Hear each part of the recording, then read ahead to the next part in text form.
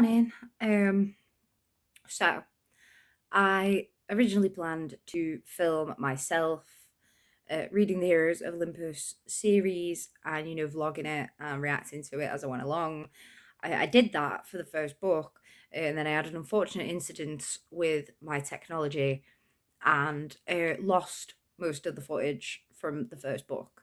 I have got a little bit of it, and I'll put that in a bit, but essentially, like, I didn't want to waste like an entire video on like this 3 minute clip of me saying irrelevant things about the lost hero. So I just thought I'd put this in here at the beginning of the video, let you see what I said about the first book. Okay, so I've read a little bit more of the book this morning, and the heartbreak of not knowing where Percy is has worn off a little bit, and I'm able to concentrate on the story a little bit more. Piper having a will she, won't she betray them storyline, I am really here for. I think that's going to be really interesting as we go along. My guesses for the houses, I don't really have one for Jason. I feel like he's kind of supposed to be a little bit mysterious to us right now, but Leo is definitely Hephaestus' cabin. That's kind of pretty obvious. And Piper, I'm going to take a wild stab in the dark and say she said she could be convincing. Like, she can, like, convince people, like, salespeople to give her cars and stuff and take them out for test drives. And, like, I don't know if there's another Greek god that's a little more specific to that, but could that be Aphrodite, maybe?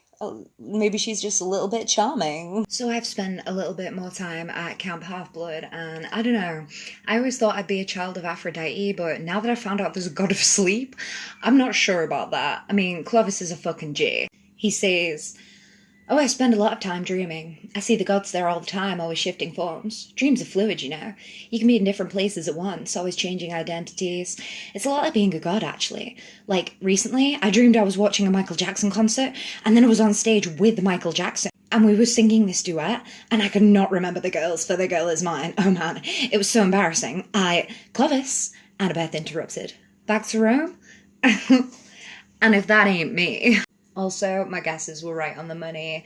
Hephaestus and Aphrodite for the win, boy. Booyah. Anyway, it's looking like it's gonna thunderstorm, so I'm gonna put a couple of jars out to collect some storm water, and then we're gonna keep reading, because what else is there to do? So I have been reading in the garden today, because it's still really hot, and it still hasn't thunderstormed since I put my jars out, and it has been days, so it's pretty unbearable at this point. But anyway, back to the story. So I'm on page 196. Things have happened and I have some thoughts. We have left Camp Half-Blood in a blaze of glory. People have been claimed. Leo saved and put back together this big-ass metal dragon, which is, fucking sick. And yeah, so now we're flying out, the three of us, and I've just got some thoughts on our boy Jason. I understand that he's supposed to be mysterious and everything, but it kind of makes him a little bit hard to like. The other two have these like cute childhood memories and their own unique struggles, and Jason has literally nothing to give us because he can't remember shit, and it just makes him the least likable of the main three characters, which is, considering he's meant to be the main guy and the big hero, it's kind of a little bit of a risky move, I'm not gonna lie. So we're gonna see how I feel about Jason, see if I warm up to him any as the story goes on. And of course, we all know that you don't have to like the main character of a story to enjoy the story, especially if it's written by Rick. So, also, can I just say I am completely here for Hera as Crazy Grandma. We don't get to see enough of her interacting with the demigods because obviously she doesn't have demigod children. So, just the Crazy Grandma Hera thing, love it. Just love it. I lost the first little bit, which was my friend brought the books for me. I borrowed them from her, and we read the first little bit together when she came around, and I was like, basically my entire like thought process through the entire book was just like, where is Percy? What is happening to Percy? What is going on with Percy? Somebody tell me about Percy, please. So yeah, I really did like Piper and Leo. I wasn't too sold on Jason, but like Leo was my homeboy, and like Piper, she had that whole will she, won't she betray them storyline that was really cool. The representation in these books, whether I talked about that or not, but like I just found it like weird how easy it was to just include, different types of kids in this book, like from different backgrounds and of different heritage, etc., etc. Weird how other authors of kids' books didn't do it when it was just so simple. One of the highlights for me from the last book, Coach Hedge, definitely was a whole mood, and I look forward to seeing him again. Zethys, I hope, makes a comeback because the whole she's pretty, I mean, she's right thing really got me, and I was like, homeboy for life. I love how Rick Riordan makes all his background characters so likable in the short time that we see them. And another one was how we grasped on to like how important Aphrodite is as a Greek god and how important love is in general. And I just love how like any book has to acknowledge the power of love. Any book that has magic has to acknowledge that love is a magic all of its own. And I love that. So yeah, I don't think I have anything else to say about the first book really. So I shall let myself continue with the second book. Okay, so I have grabbed my snacks and now I'm going to start reading the second Heroes of Olympus book, The Son of Neptune. So I am hoping from the title we discover the whereabouts of our friend Percy, because I've been missing him. Okay, I am at page 62 and I just wanted to take a quick break to say Percy's back, which I'm very happy about. He made a stupid joke and I was like, I've missed you. I've missed your idiocy. But also, we've run into one of my favourite heroes, Nico, son of Hades. Wasn't expecting to see him show up here and so early, but I am really happy to see him. I really hope he's playing a big role in this story because I love him. I'm not really too far into the story yet. So far, Percy's just been chased by some Gorgons and he's turned up at the New Rome camp, which I'm like, yeah, sounds a lot more organised than Camp Half-Blood, just saying, but a lot less fun. Alright, so I've got a couple of hours before I have to go to sleep, so I'm gonna do a little bit more reading. So I'm on page 107, and we're in Frank's POV, so we finally have our three heroes of this book. Vitellius has just told him to Roman up. Permission to use Roman up as the generalised term instead of man up from now on. Lots better, lots less sexist, and with a lot more of a lean toward violence, which I appreciate. I've got to say, I do not like the army vibe of this camp so much. I think that Camp Half-Blood's more relaxed approach is more my kind of deal. Also, there was this bit where Hazel was like, I thought Percy was goofy, but clearly he's pretty smart. And I'm like, listen, Percy is goofy, and Percy is smart. You can do both. You can do both. Hey, so it has been a hot minute since I've had a read, and, I'm feeling kind of down today, so I thought, what could cheer me up? It's Percy Jackson.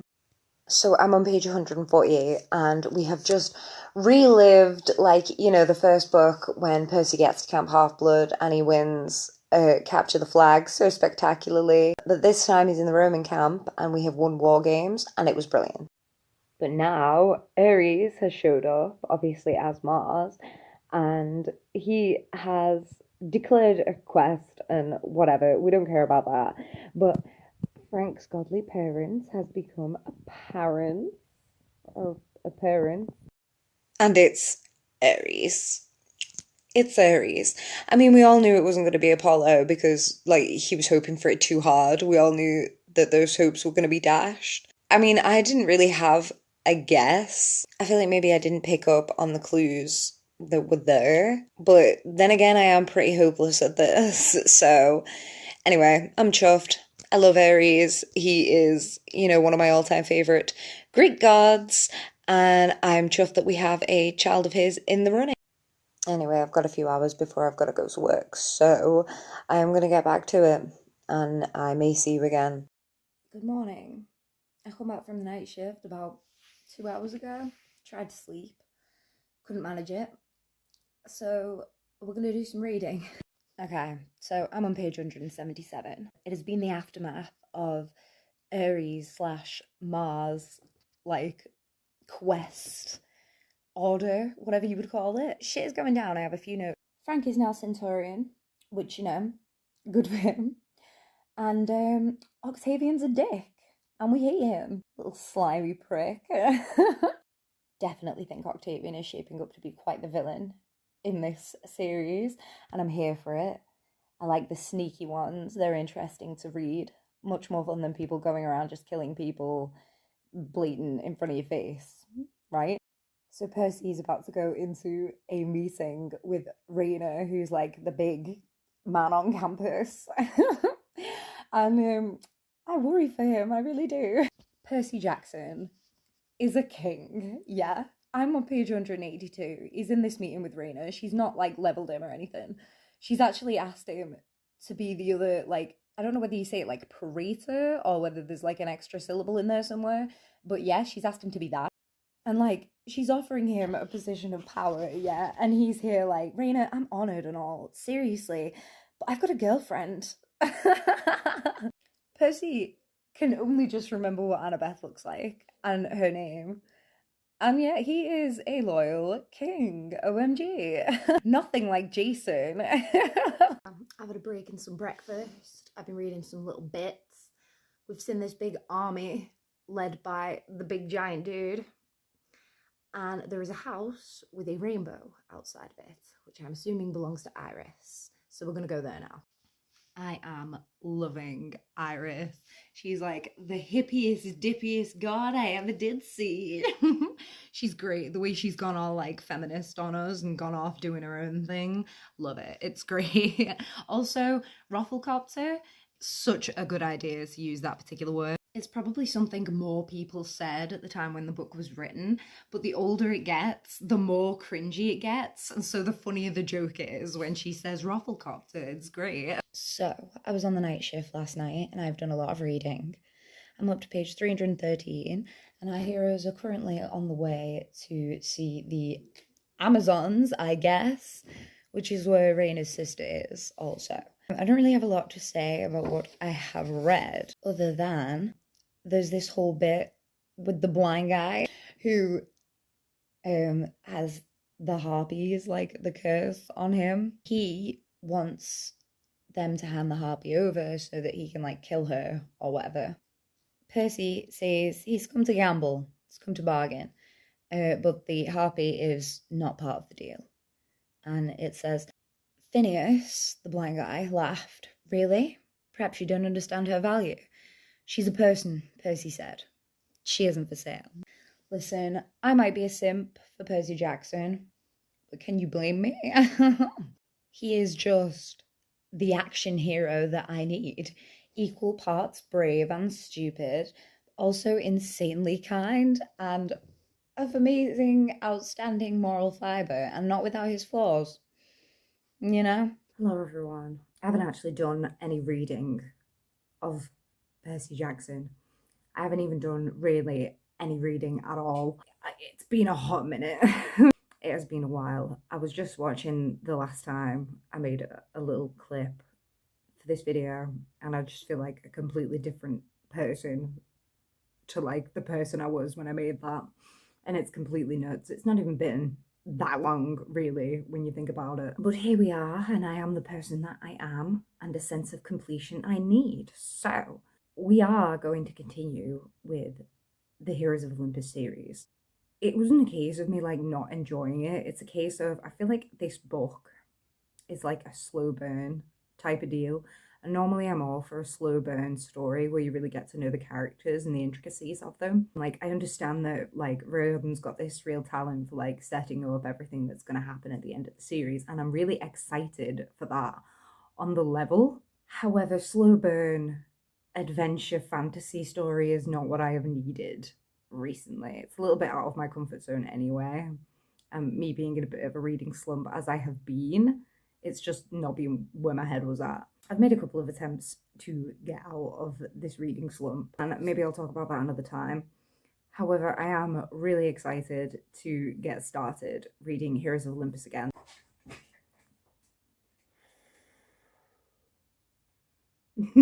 So at the start of this new book, we actually find out where Percy is, and he's in like the Roman camp, and he gets to go on an adventure with Hazel and Frank, right? Hazel is a daughter of Hades, and she died in the past, and she's like been brought back to life in a different generation. And Frank has a curse on him where if this like piece of wood burns up, then he dies. Right? Very tragic, very tragic. We love to see it.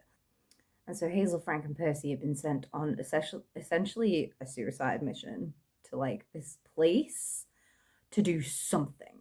I'm pretty sure now we're on the way, and this is me cheating from watching my own clip before. We're on the way to see the Amazons, which one of them is like Raina's sister, who is the leader of the Roman camp, and like Jason's girlfriend, I guess.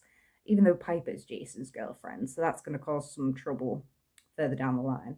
And I love how even Riordan could not escape from the cliched love triangle. It's good to see. It's good to see. There are some things we just cannot escape. So I'm just setting up to make a brew, and I've just kind of realized that I have read a lot more of this book than I thought. As you can see, I've bookmarked it very appropriately for a book that is not mine, and I'm a lot further along than I thought I was, considering how much of the story has actually gone down. So I probably missed a lot of detail in my synopsis, and I do apologise about that. Fudgy. Girly. Gorgeous. So gorgeous. So I read a little bit, and specifically on our way to the Amazonians, we found out the end of Hazel's story via blackout. Conveniently, maybe my supernatural One Direction fanfic wasn't so bad. And essentially, Frank has entrusted her with the piece of tinder that is, responsible for his life. So that's a pretty big deal romance wise. And I feel like I should have probably talked about that more when it happened. I haven't jumped immediately back into the story, but I still kind of know who everyone is and what we're doing. I don't remember why. Something is happening, and we've got to stop it. And that's pretty much it. That's as far as I've got with my analysis. I'm going to have this brew, and I'm going to continue to read this chapter, and I'll let you know if I remember anything else. Me and Percy are both going through our memory loss arc right now. So I decided to have a bath while I was reading, and a lot has happened as far as the story goes, but also in terms of my memory. Basically, Percy is so casually powerful that he can hold a boat together through sheer force of will, and Amazon is a cover-up for girl boss demigods and other such riffraff to take over the world or some shit, I don't know.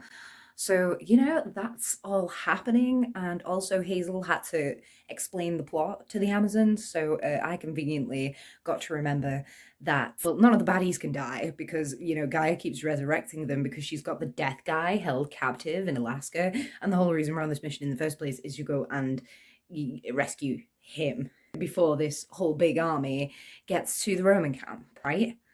Right?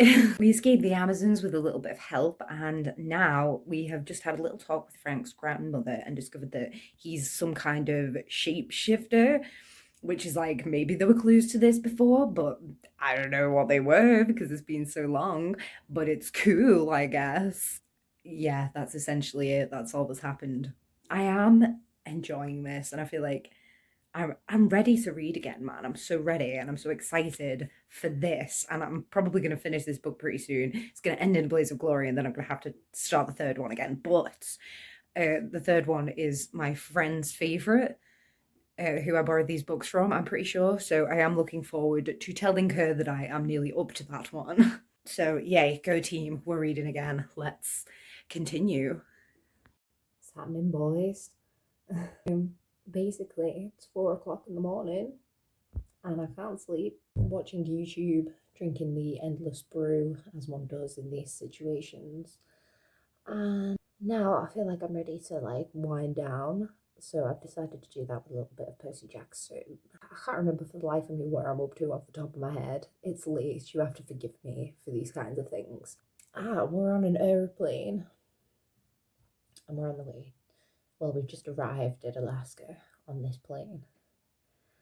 So we survived the plane journey at the very least, but now we are in the danger zone. I'm kind of probably in the last stretch of the book, and I'm very excited. I know it probably doesn't look it, but I have tried to sleep. So Percy has just been swallowed by like quicksand, and I'm just gonna call it right now before I read it. Bet you he can breathe under it. Just saying. Unless he can't because they're in Alaska. No. Oh my god, I didn't even think of that. I was like, oh my god, he's gonna pop up in 5 seconds and it's gonna be like, it's fine. I was fine.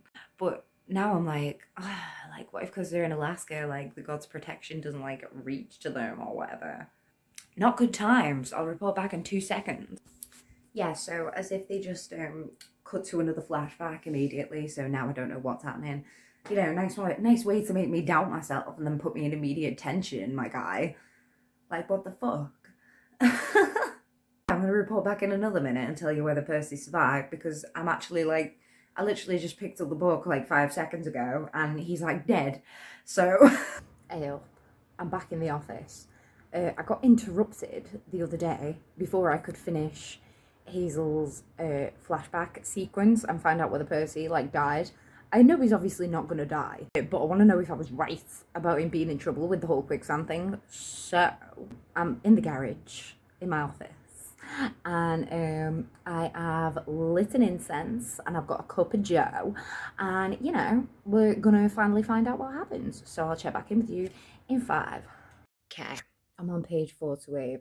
Everyone's fine. Nobody drowned, like we knew, but Nico has been captured by Gaia, which I'm not enthused about. I'm not gonna lie. Still got quite a bit of the book left, so I don't know whether I'm gonna finish tonight, but I'm gonna power through.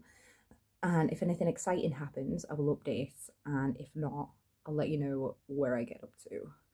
Because we will finish this goddamn book. This reading slump will not defeat me. Oh my god, I've read another chapter. Just had to squee about it a little bit because Jesus, we're on the way to the glacier on Orion, the horse, the really fast horse. And like these guys are such a team. So Frank and Percy have this whole like Neptune relation thing going on, and Hazel has her thing with the horse, and Percy can speak to horses. So these guys are kind of like my dream team right now. I really like the dynamic in this group. I kind of really like it a lot better than the dynamic in the other group, and I promise it has nothing to do with the fact that there's less romance in this one, just because Frank and Hazel are awkward. I come to Percy Jackson for the action, for the fantasy, you know what I mean? I don't read fantasy a lot. So they're the bits that I'm focusing in on at the minute. I do appreciate the romance between Frank and Hazel. I think it's really cute and really sweet and pure. But I also appreciate the fact that, it's kind of operating in the background at the minute. And I would appreciate it if that would continue throughout the entire series, the same as the relationship between Percy and Annabeth did in the last one. That'd be great. So I'm really excited, and I think I'm probably going to attempt to finish this tonight because I've got nothing else going on, and I'm really, really game to finish this. So let's go. Shit. So when I said it was a suicide mission, I didn't think I meant literally. So I've just come in to make a brew, and the water's probably gone cold in the kettle because of how long I've just been stood here reading, because I couldn't put the book down because we were in the final fight and it was all going down. You do not understand. Essentially, we get there and we find out that the only way to free Thanatos is to use Frank's like a firewood that uses like his life force. So yeah, literal suicide mission for Frank. And then obviously, if Thanatos is freed, then Hazel's going to be taken back to the underworld, right? Because she's meant to be dead. So literal suicide mission for her. There's no way out of that. Death has confirmed. So fucking Frank managed to free the guy, and he's got a little stub of firewood left, which is nice. And then he went to save Hazel because Percy said go save Hazel, because of course Percy said that because Percy's a G. And Hazel was fighting Alcyonius, the big fucking giant guy, and she was on the horse. And like, Frank went over to help her and they kind of got him all knocked out. We don't know what's going on with him yet. He might wake up yet. We don't know because Percy, my guy, has sacrificed his little life again. Well, maybe not. We don't know. Like, oh my god. And the prophecy said he was going to drown as well. Rick Riordan, my dude. Like, oh, there's so many. I know you're not going to kill Percy Jackson. I know you're not going to do it, but what if you do? Like, the figure, like, I don't know. Like, I feel like he wouldn't do that. I feel like that would be the wrong thing to do. He can't. He's one of the 7 dudes, right? He can't. He can't die. Sorry, it's not on him. But he has essentially sacrificed himself for the greater good once again. And, you know, Percy Jackson's a G, part 2000. Oh, I'm stressed. So I am going to get back to reading in a second. And yeah, essentially, like, I need to finish the book at this point. I need to do it. Percy also had the golden eagle, you know, the big pole thing. So he's going to need to bring that back to camp. Mr. Jackson, you're needed at Camp Jupiter. I'm never usually one for the main character being my favourite character in a series. Like, I think Harry Potter is generally useless. And I never really liked, like, Katniss in the Hunger Games. Like, she's a good character, but as a person, I was never really very sold on her. Let's not get into how I feel about Candace Everdeen right now, because there's a whole other thing. But yeah, essentially, like, the main character is never my favorite character. I love an underdog and stuff like that. And as much as I love characters like Grover and even Annabeth, like, is my homegirl, but Percy Jackson is just the superior character, and that's, you know, there's something to be said about that, considering he could just so easily be a Mary Sue. But he's just so awesome. Here's me fangirling over Percy Jackson again. This is just in case he dies. This is his eulogy, okay? I'm gonna get back to reading now. 4:30 in the morning. Alcyonius is dead. Frank was an elephant for a minute though. And him and Hazel have kissed. Oh, and the first sentence of the next chapter is Percy was waiting for them. So Percy's fine. Does he still have to drown? Or has he now technically drowned? Do we not even know what the drowning was related to? We need to hear the rest of this prophecy, man. This is some fucking weird shit. But everyone's fine for the minute.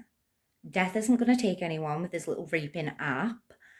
And things are looking up. Oh, you know, except for the fact that Nico is still trapped.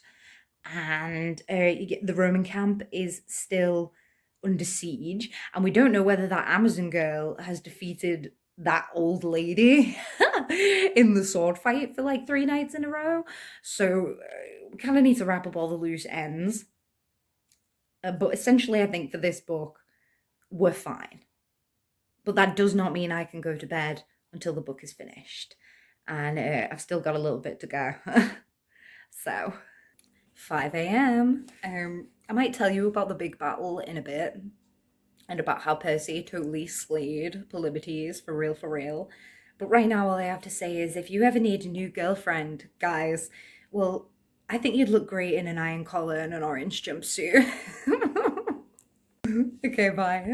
Okay, so I'm getting to the end of the book. So I thought I'd better pause for a second and recap what has happened. So we did the big end battle. Percy smashed the shit out of the giant with the statue guy's head, which was boss. You know, he understood exactly what he had to do. He understood the assignments, you know, full marks. Everybody else smashed the shit out of all the monsters and stuff, and it was great. And the Amazons turned up with the forklifts and stuff, and that was fire. We love the Amazons. And Percy's a praetor now, even though he doesn't want to be. So there's all this stuff. Like, the next book is called The Mark of Athena. Yeah. And the resident Percy Jackson expert, my friend, she told me that I'm going to freak out at Mark of Athena. And all this build up and all this talk of Annabeth and how Percy's like missing Annabeth and stuff. And oh my god, it was so heartbreaking when everybody was like coupled up, even the dog. And like Percy was all on his own and just missing Annabeth. And I just feel like something horrific has happened or is going to happen. And I'm not a fan of that. And I feel like this is like me procrastinating right now. So I'm going to get back to it because you kind of have to when these things happen. I've probably literally got about 3 pages left. And I'm nervous. Like, I'm for real nervous. Like, this is the only thing I've got going on in my life right now. And I'm feeling it to the very core. And I just want Annabeth to be okay. And I just want her and Percy to, like, hold hands for a minute. That'd be nice. But we'll see. Okay, I finished it. They didn't do a massive cliffhanger. It's just, like, we don't know what's going to happen next. Final thoughts for now on The Son of Neptune. It has taken me a long while to finish this, and that's not because it wasn't enjoyable. It's just because I've been feeling some type of way. But when I have been picking it up and reading it, it has been really good, and I really enjoyed it. I really like how in depth we get into things now. I really like how the books have gotten longer. We really get to get into the worlds a little bit more. There's a lot more time for things like that. I really appreciate this. I'm really, really looking forward to seeing what the whole deal is with Annabeth now. That would be nice. And I'm gonna go. Yeah. I don't know whether I'll say anything else, but in case I don't, this has been the vlog for Son of Neptune, and I'll see you for Mark of Athena, my guys.